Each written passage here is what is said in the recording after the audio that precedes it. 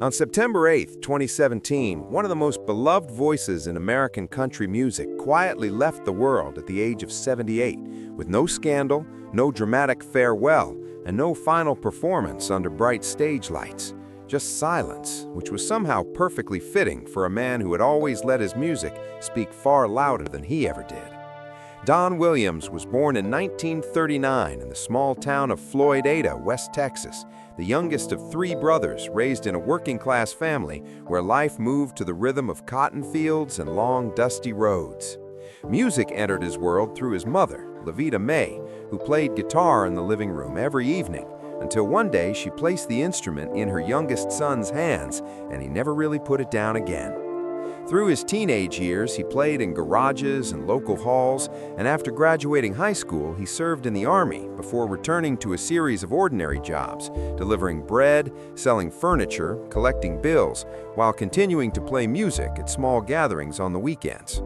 In 1964, he formed the Pozo Seco Singers, a folk trio that signed with Columbia Records and placed 6 songs on national charts, including their 1966 recording of Time, which broke into the Billboard Hot 100 and introduced Williams to a broader audience for the first time.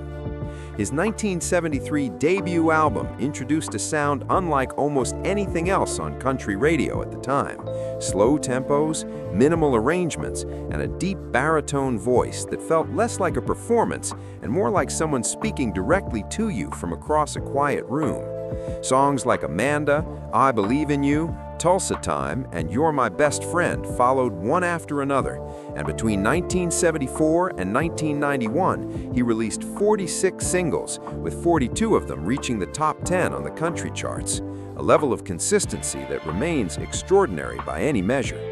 He married Joy Janine Booker in 1960, long before any of the fame arrived, raised 2 sons away from the spotlight, and spent the quiet years between tours on his ranch in Texas, which told you everything you needed to know about the kind of man he actually was. He announced his retirement from touring in 2016 and passed away just 1 year later, leaving behind a body of work that people still reach for during the moments when life simply needs a slower, gentler sound. If the music of Don Williams has ever meant something to you, share this story, leave a comment below, and subscribe so you never miss the stories behind the voices that shaped country music forever.